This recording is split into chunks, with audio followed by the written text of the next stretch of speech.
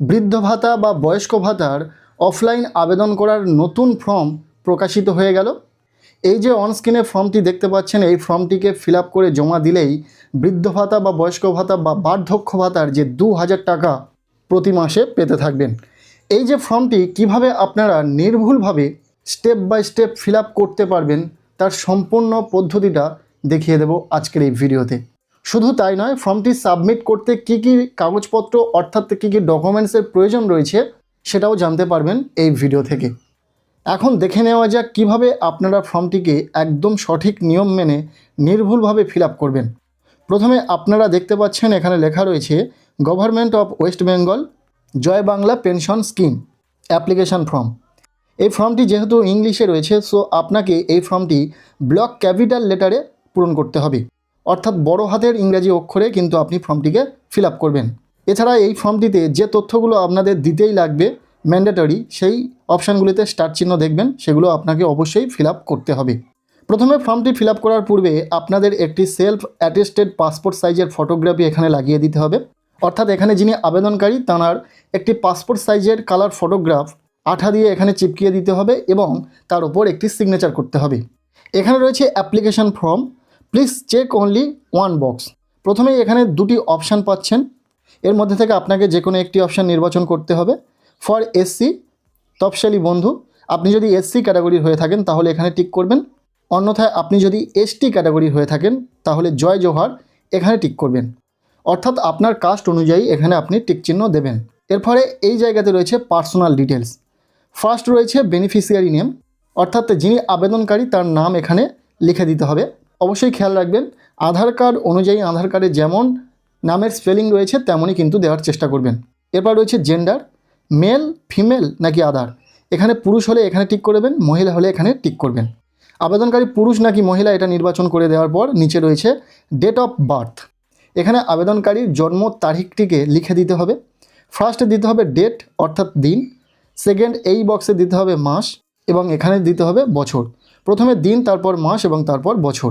এইভাবে date of birth লিখে দেওয়ার পর এখানে আপনার এজটাকে লিখে দিতে হবে, অর্থাৎ আপনার এই 1/1/2026 অনুযায়ী কত বছর বয়স হচ্ছে সেই বয়সের হিসাব করে বয়সটাকে এখানে উল্লেখ করবেন। এরপর রয়েছে ফাদার্স নেম, অর্থাৎ আবেদনকারীর বাবার নাম এখানে লিখে দেবেন, আবেদনকারীর মায়ের নাম এখানে লিখে দেবেন। এরপর রয়েছে কাস্ট, কোন কাস্টের এসসি নাকি এসটি সেটা এখান থেকে নির্বাচন করতে হবে, যেটা হবে সেখানে টিক চিহ্ন দেবেন। এরপর রয়েছে রিলিজন, আপনার ধর্ম কি, হিন্দু মুসলিম খ্রিস্টান যে ধর্মের হোক না কেন সেই ব্যক্তির ধর্মটাকে এখানে উল্লেখ করতে হবে। এরপর জানতে চাওয়া হচ্ছে আবেদনকারী বিবাহিত কিনা, এখানে অবিবাহিত হলে আনম্যারিডে টিক করবেন, বিবাহিত হলে ম্যারিডে টিক করবেন। এখানে উইডো রয়েছে, অর্থাৎ আবেদনকারী যদি মহিলা হয় এবং তিনি যদি বিধবা হন সেক্ষেত্রে এখানে টিক করবেন। এরপর রয়েছে উইডোর, অর্থাৎ আবেদনকারী যদি পুরুষ হয় এবং তার যদি স্ত্রী মারা যায় সেক্ষেত্রে সেই পুরুষের ক্ষেত্রে এখানে টিক করতে হবে। এরপর রয়েছে সেপারেটেড, আপনার ক্ষেত্রে যেটা প্রযোজ্য হবে সেখানে টিক করে দেবেন। এরপর রয়েছে স্পাউস নেম, অর্থাৎ আবেদনকারী যদি পুরুষ হয় সেক্ষেত্রে আবেদনকারী স্ত্রী যদি থাকেন আবেদনকারী স্ত্রীর নামটা এখানে লিখে দিতে হবে। আবেদনকারী যদি মহিলা হন এবং সেক্ষেত্রে আবেদনকারীর স্বামী থাকলে এখানে আবেদনকারীর স্বামীর নাম লিখে দিতে হবে। এটা কিন্তু ম্যান্ডেটারি নয়, দেখতে পাচ্ছেন এখানে কোনো স্টার চিহ্ন নেই, তাই এই অপশানগুলিতে আপনারা যদি কিছুই না লেখেন সেক্ষেত্রেও কোনো সমস্যা হবে না, তবে দেওয়ার চেষ্টা করবেন। এরপর রয়েছে মান্থলি ফ্যামিলি ইনকাম, এখানে আবেদনকারীর পারিবারিক বার্ষিক আয় কত সেটা জানতে চাওয়া হচ্ছে, সেটা এখানে বসিয়ে দেবেন। এরপর নিচে রয়েছে পার্সোনাল আইডেন্টিফিকেশান নাম্বার, এখানে যে ডিটেলসগুলি লাগছে ফার্স্ট অফ অল রয়েছে কাস্ট সার্টিফিকেট নাম্বার, এখানে আবেদনকারীর যে কাস্ট সার্টিফিকেট রয়েছে এসসি এসটির যে কাস্ট সার্টিফিকেট সেই সার্টিফিকেট নাম্বারটিকে এখানে লিখে দিতে হবে। এরপর রয়েছে ডিজিটাল রেশন কার্ড নম্বর, এখানে রেশন কার্ডের যে নাম্বার সেটা বসিয়ে দিতে হবে। এরপর রয়েছে AHL TIN নাম্বার, এটা ফ্যামিলি নাম্বারের মতো একটি নাম্বার, AHL TIN নাম্বার, যেটা আপনি খুব সহজে গুগল থেকে আপনার পরিবারের যে TIN নাম্বার সেটা দেখে নিতে পারবেন। এখানে ম্যান্ডেটরি নয়, সেই নাম্বারটা আপনাকে যে বসাতেই হবে এমন কোনো বিষয় নয়, আপনি চাইলে এটাকে স্কিপ করতে পারেন। এরপর রয়েছে আধার নম্বর, এখানে আবেদনকারীর আধার কার্ডের নাম্বারটিকে সঠিকভাবে বসিয়ে দিতে হবে। দেন দিতে হবে এপিক অর্থাৎ ভোটার আইডি নাম্বার, অর্থাৎ আবেদনকারীর যে ভোটার কার্ডের নাম্বার রয়েছে সেটাকে এখানে লিখে দিতে হবে। এরপর জানতে চাওয়া হচ্ছে আবেদনকারী কি CAA জন্য আবেদন করেছেন, যদি আবেদন করে থাকে তাহলে আবেদনকারীর সেই অ্যাপ্লিকেশন নাম্বারটিকে এখানে লিখে দিতে হবে এবং সেটা যদি ইস্যু হয়ে যায় সেই সার্টিফিকেট নাম্বারটিকে এখানে লিখতে হবে। আর এসব যদি কিছুই না করে থাকে, CA এর জন্য আবেদন যদি না করে থাকে এই অপশানটি কোনো কিছুই লিখবেন না। এরপরে জানতে চাওয়া হচ্ছে ইফ ডিলিটেড ইন SIR 2026, এখানে যদি আবেদনকারীর নাম SIR 2026-এ ডিলিট হয়েছে নাকি কেস পেন্ডিংয়ে রয়েছে, যদি এসব কিছুই না হয়ে থাকে, আপনার নাম যদি SIR লিস্টে থেকে থাকে, তাহলে সেক্ষেত্রে এখানে নোতে ক্লিক করবেন। আর যদি SIR ডিলিটেড হয়ে থাকে বা আপনার কেস যদি ট্রাইব্যুনালে পেন্ডিংয়ে থাকে, তাহলে এখানে ইয়েসে টিক করে দেবেন এবং কেস নম্বরটিকে এখানে লিখতে হবে। যদি আপনার ভোটার লিস্টে নাম থাকে, CA এর জন্য আবেদন না করে থাকেন, SIR এর নাম থেকে থাকে, সেক্ষেত্রে এই দুটি অপশান আপনারা ছেড়ে দিতে পারেন, এখানে কিছুই লেখার দরকার নেই। এরপর রয়েছে প্যান নম্বর, অর্থাৎ যদি আবেদনকারীর প্যান কার্ড থেকে থাকে তাহলে সেক্ষেত্রে প্যান কার্ডের নাম্বারটিকে এখানে লিখে দিতে হবে। ফার্স্ট পেজ ফিল আপ করা আমাদের কমপ্লিট। 3টি পরপর পেজ রয়েছে, এই 3টি পৃষ্ঠা আপনাদেরকে হাতে কলমে ফিল আপ করতে হবে, দেন ডকুমেন্টস অ্যাটাচ করে আপনাদেরকে কিন্তু সাবমিট করতে হবে ফর্মটি। আপনাদের নিকটবর্তী যে ক্যাম্প হচ্ছে জনকল্যাণ শিবির ক্যাম্প, সেখানে কিন্তু জমা করতে পারবেন। আজ থেকে ক্যাম্প শুরু হয়েছে 15ই জুন, এরপর 16ই জুন এবং 17ই জুন ক্যাম্পে বসবে, সেখানে কিন্তু আপনারা এই ফর্মটি ফিল আপ করে ডকুমেন্টস সহ করে সেখানে জমা করে দিতে পারবেন। এরপর চলে যাব আমরা সেকেন্ড পৃষ্ঠায়, যেখানে রয়েছে কন্ট্যাক্ট ডিটেলস। এখানে আবেদনকারী স্টেট সিলেক্ট থাকবে। এরপর রয়েছে অ্যাসেম্বলি কনস্টিটিউয়েন্সি, অর্থাৎ আবেদনকারীর যে বিধানসভা সেটা এখানে লিখে দিতে হবে। অ্যাসেম্বলি কনস্টিটিউয়েন্সির নাম লিখে দেওয়ার পর নিচে রয়েছে ডিস্ট্রিক্ট, এখানে আবেদনকারীর জেলার নাম লিখে দিতে হবে। এরপর রয়েছে পুলিশ স্টেশন, পুলিশ স্টেশনের নাম এখানে লিখে দেওয়ার পর নিচে রয়েছে ব্লক বা মিউনিসিপ্যালিটি, আপনার ক্ষেত্রে যেটা হবে সেই নামটা এখানে লিখে দিতে হবে। যদি ব্লক হয় ব্লকের নাম লিখে দিতে হবে, যদি মিউনিসিপ্যালিটি হয় সেক্ষেত্রে মিউনিসিপ্যালিটির নাম এখানে লিখে দিতে হবে। এরপর রয়েছে জিপি, অর্থাৎ গ্রাম পঞ্চায়েতের নাম অথবা ওয়ার্ড নম্বর এখানে লিখে দিতে হবে, আপনার ক্ষেত্রে যেটা হবে সেটা লিখে দেবেন। এরপর এখানে ভিলেজ অর্থাৎ গ্রামের নাম লিখে দিতে হবে, যদি শহর হয় সেক্ষেত্রে টাউন বা সিটির নাম এখানে লিখে দিতে হবে। নেক্সট রয়েছে হাউস, এখানে হাউস নম্বরটিকে লিখে দিতে হবে। আবেদনকারী পোস্ট অফিসের নাম লিখে দিতে হবে, পিনকোড এখানে লিখে দিতে হবে। এরপর রয়েছে নাম্বার অফ ইয়ার্সের ডিউলিং ইন WB, আবেদনকারী কত বছর পশ্চিমবঙ্গতে বাস করছেন সেই হিসাবটা লিখতে হবে। সেটা 50 বছর হতে পারে, 70 বছর হতে পারে, 80 বছর হতে পারে, যার ক্ষেত্রে যেটা হবে সেটা লিখে দেবেন। যদি আবেদনকারী জন্ম থেকে এখানে থেকে থাকে তাহলে তার পুরো ইয়ার্সটাকে এখানে লিখে দিতে হবে, বয়সের হিসাব করে যত বছর বয়স সেই হিসাবটা এখানে লিখে দেবেন। এরপরে রয়েছে মোবাইল নাম্বার, এখানে একটি মোবাইল নাম্বার দিয়ে দেবেন। আর নেক্সট রয়েছে ইমেল আইডি, অর্থাৎ যদি আবেদনকারীর ইমেল আইডি থেকে থাকে তাহলে দেবেন, না হলে দেওয়ার দরকার নেই। কন্ট্যাক্ট ডিটেলস দেওয়া কমপ্লিট। এরপরে রয়েছে ব্যাঙ্ক অ্যাকাউন্ট ডিটেলস, এই ব্যাঙ্ক অ্যাকাউন্ট ডিটেলস দেওয়ার সময় খুব ভালো করে দেখে শুনে দেবেন। যদি এখানে অ্যাকাউন্ট ডিটেলস ভুল দেওয়া থাকে তাহলে আপনি কিন্তু যোগ্য হওয়ার পরেও অ্যাকাউন্টে টাকা পাবেন না, তাই খুব ভালো করে সঠিক অ্যাকাউন্ট ডিটেলসটা এখানে লিখতে হবে। প্রথমেই রয়েছে ব্যাঙ্ক নেম, এখানে যে ব্যাঙ্কে অ্যাকাউন্ট রয়েছে সেই ব্যাঙ্কের নামটিকে লিখে দিতে হবে। নেক্সট রয়েছে ব্যাঙ্ক ব্রাঞ্চ নেম, এখানে ব্রাঞ্চের নামটিকে লিখে দিতে হবে। এরপর রয়েছে ব্যাঙ্ক অ্যাকাউন্ট নম্বর, এখানে অ্যাকাউন্ট নাম্বারটিকে লিখে দিতে হবে। আবার এখানে স্পষ্ট করে বলা হচ্ছে যে আধার কার্ডের সঙ্গে ব্যাঙ্ক অ্যাকাউন্ট লিঙ্ক থাকে যেন, তার কারণ ডিবিটির মাধ্যমে কিন্তু এই অ্যাকাউন্টে টাকা পাবে আবেদনকারী। অর্থাৎ এখানে অ্যাকাউন্ট ডিটেলস দিতে লাগলেও আপনার কিন্তু সেই অ্যাকাউন্টে টাকা যাবে যে অ্যাকাউন্টে আধার কার্ডের সঙ্গে লিঙ্ক রয়েছে, ডিবিটির মাধ্যমে আপনার অ্যাকাউন্টে টাকা ক্রেডিট হবে। তাই যে অ্যাকাউন্ট ডিটেলস এখানে দিচ্ছেন খেয়াল করবেন যে এই অ্যাকাউন্টের সাথে আধার লিঙ্কড রয়েছে কিনা। এরপর রয়েছে IFS কোড, আপনার ব্যাঙ্ক অ্যাকাউন্টের যে পাসবুক রয়েছে সেখানে IFS কোড পেয়ে যাবেন, সেই কোডটিকে এখানে লিখে দেবেন। ব্যাঙ্ক অ্যাকাউন্ট ডিটেলস দেওয়া কমপ্লিট হলে নিচে চলে আসুন। এখানে উল্লেখ করে দেওয়া রয়েছে যে কী কী ডকুমেন্টস এই ফর্মটির সাথে আপনাকে জমা করতে হবে। এখানে যে যে ডকুমেন্টসের কথা উল্লেখ রয়েছে প্রত্যেকটি ডকুমেন্টস কিন্তু আবেদন করার সময় আপনাদের লাগবে। আবেদন জমা করার সময় যে জেরক্স কপি এই ডকুমেন্টসগুলি দেবেন সেই ডকুমেন্টসগুলিতে প্রত্যেকটিতে সেলফ অ্যাটেস্টেড থাকবে, অর্থাৎ সেই জেরক্সের নিচে কিন্তু একটি করে সিগনেচার করে দিতে হবে। আর যদি আবেদনকারী সিগনেচার না করতে পারেন সেক্ষেত্রে টিপছাপ দিয়ে দেবেন। তো দেখে নেওয়া যাক যে কী কী ডকুমেন্টস মূলত লাগছে।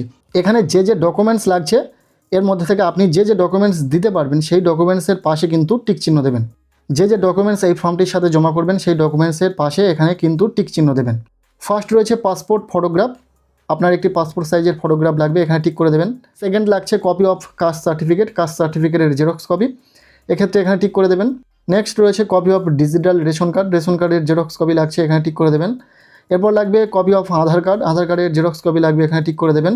এরপর রয়েছে copy of voter ID, voter কার্ডের জেরক্স লাগছে, এখানে টিক করে দেবেন।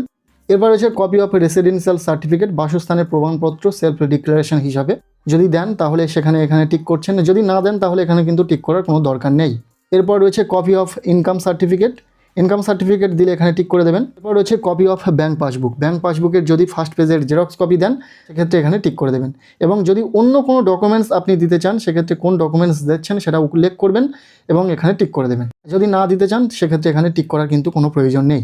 আর যেমনটা প্রথমেই বললাম যে যে ডকুমেন্টস আপনি প্রোভাইড করবেন ফর্মটির সাথে সেই প্রত্যেকটি ডকুমেন্টসের শেষে কিন্তু সেলফ অ্যাটেস্টেড করবেন, অর্থাৎ যে ডকুমেন্টসের জেরক্স কপি দেবেন সেই প্রতিটা ডকুমেন্টসের জেরক্স কপিতে একটি করে সই করে দেবেন। সেকেন্ড পেজ ফিল আপ করা আমাদের কমপ্লিট হলো। এরপর রয়েছে third page self declaration and nomination রয়েছে। এখানে লিখে দিতে হবে নমিনির নাম, অর্থাৎ আপনি কার নমিনি করতে চাইছেন সেই নমিনির নাম এখানে লিখতে হবে। শুধু নাম নয়, নাম, অ্যাড্রেস এবং আপনার সাথে সম্পর্ক কী সেটা লিখতে হবে। প্রথমে নাম লিখে দেবেন, তারপর কমা দিয়ে অ্যাড্রেস লিখে দেবেন, তারপর কমা দিয়ে আপনার সাথে কী সম্পর্ক সেটা লিখে দেবেন। যদি আপনি পুরুষ হন, আপনার স্ত্রীকে যদি নমিনি করতে চান, স্ত্রীর নাম, অ্যাড্রেস, কমা দিয়ে আপনার সাথে কী সম্পর্ক অর্থাৎ স্ত্রী, ওয়াইফ লিখে দেবেন। যদি আপনার সন্তানের নমিনি করতে চান, সন্তানের নাম, এখানে অ্যাড্রেস, দেন আপনার পুত্র হলে আপনি এখানে লিখে দেবেন সন। বোঝাতে পেরেছি। এরপর সেকেন্ড পয়েন্টে বলা হচ্ছে আপনি কনসেন্ট করছেন যে আপনার আধার কার্ডের যে নাম্বার দিয়েছেন সেই আধার কার্ড ভেরিফিকেশান করতে, বা আপনি সঠিক ব্যক্তি সেটা চেক করার জন্য কিন্তু অথেন্টিকেশনের যে পারমিশন সেটা কিন্তু আপনি দিচ্ছেন। এরপর থার্ড পয়েন্টে বলা হচ্ছে যেটা এই বার্ধক্য ভাতা বা এই ওল্ড এজ পেনশন পাওয়ার জন্য ভীষণ গুরুত্বপূর্ণ, সেটা হলো আপনি কোনো সেন্ট্রাল গভর্নমেন্ট, স্টেট গভর্নমেন্ট বা লোকাল অ্যাডমিনিস্ট্রেশনের পেনশন বা প্রকল্প পাচ্ছেন কিনা, যেগুলো এখানে উল্লেখ রয়েছে সেগুলো যদি আপনি পান সেক্ষেত্রে কিন্তু এই বার্ধক্য ভাতা আপনি কিন্তু নাও পেতে পারেন। তবে আপনাকে অবশ্যই সঠিকটাকে চিহ্নিত করতে হবে। যদি আপনি এইগুলির মধ্যে কোনোটি পেয়ে থাকেন তাহলে সেখানে টিক চিহ্ন করতে হবে। কী কী রয়েছে? NSAP old age, NSAP widow pension, NSAP disability pension, old age pension, widow pension অর্থাৎ বিধবা ভাতা। অর্থাৎ বর্তমানে যদি আবেদনকারী এই পেনশনগুলির মধ্যে কোনো একটি পান সেক্ষেত্রেও একটির পাশে কিন্তু টিক চিহ্ন অবশ্যই দিতে হবে। যেটা পাবেন সেটার ক্ষেত্রে টিক চিহ্ন দেবেন। যেমন রয়েছে ডিসেবিলিটি পেনশন, লোক প্রসার প্রকল্প, ফার্মার্স ওল্ড এজ পেনশন, এছাড়াও রয়েছে ফিশারম্যান ওল্ড এজ পেনশন। এগুলির মধ্যে যেটা আপনি বর্তমানে পাচ্ছেন শুধুমাত্র সেটাই এখানে টিক চিহ্ন করবেন। যদি কোনোটি না পান সেটা খুব ভালো, তাহলে কোনোটি টিক করার কোনো প্রয়োজন নেই। এরপর একটু নিচে চলে আসবেন, এখানে আপনাকে ডেটটা লিখে দিতে হবে, অর্থাৎ আপনি যে ডেটে এই ফর্মটি সাবমিট করবেন সেই ডেটটিকে লিখে দেবেন এবং এখানে একটি সিগনেচার করতে হবে। এই হলো একটি ফর্ম ফিল আপের সম্পূর্ণ প্রসেস। আপনার ফর্ম ফিল আপ এখন কমপ্লিট। এই যে পোর্শনটি রয়েছে এটা কিন্তু আপনাকে ফিল আপ করতে লাগবে না, এটা হচ্ছে ফর অফিস ইউজ অনলি, এখানে লেখাই রয়েছে, অর্থাৎ এখানে অফিস ইউজের জন্য রয়েছে, আপনি কোনো কিছুই এখানে লিখবেন না, এটা সম্পূর্ণ ফাঁকা রাখবেন। আপনার ফর্ম ফিল আপ কমপ্লিট হলো। এই ফর্মটির সাথে যে ডকুমেন্টস উল্লেখ করা হলো, যেগুলো ফর্মের গায়ে উল্লেখই রয়েছে, আপনি সেই ডকুমেন্টস কিন্তু এই ফর্মটির সাথে অ্যাটাচ করতে হবে এবং যে ডকুমেন্টস দিচ্ছেন সে প্রত্যেকটি ডকুমেন্টসের পাশে কিন্তু আপনি টিক চিহ্ন দেবেন, যেমনভাবে আপনাদেরকে দেখিয়ে দিয়েছি। এরপর আপনি এই ফর্মটিকে আপনার যে নিকটবর্তী জনকল্যাণ শিবির যে ক্যাম্প হচ্ছে সেখানে গিয়ে জমা করে দেবেন। এবার অনেকের প্রশ্ন থাকতে পারে এই ফর্মটি আমি কোথা থেকে পাবো। বর্তমানে আপনি কিন্তু এই ফর্মটি জনকল্যাণ শিবির থেকেই পাবেন, অথবা 2-1 দিন পরে যে কোনো জায়গায় কিন্তু অ্যাভেলেবেল হওয়ার সম্ভাবনা রয়েছে। যেহেতু সবেমাত্র ফর্মটি এসেছে, নতুন ফর্ম, এবং কিভাবে ফর্ম ফিল আপ করবেন তার সম্পূর্ণ স্টেপ বাই স্টেপ প্রসেসটা দেখিয়ে দিলাম। কিভাবে হাতে কলমে নিজেই ফর্মটি ফিল আপ করে নিতে পারবেন দেখিয়ে দিলাম। এরপরে যদি আপনাদের কোনো প্রশ্ন থাকে অবশ্যই কমেন্ট সেকশানে জানাবেন। ভিডিওটি আজকের কেমন লাগলো আপনাদের অবশ্যই কমেন্ট সেকশানে জানাবেন। ভিডিওটি ভালো লেগে থাকলে লাইক করে দেবেন, আর পারলে ভিডিওটি প্রচুর শেয়ার করে দেবেন।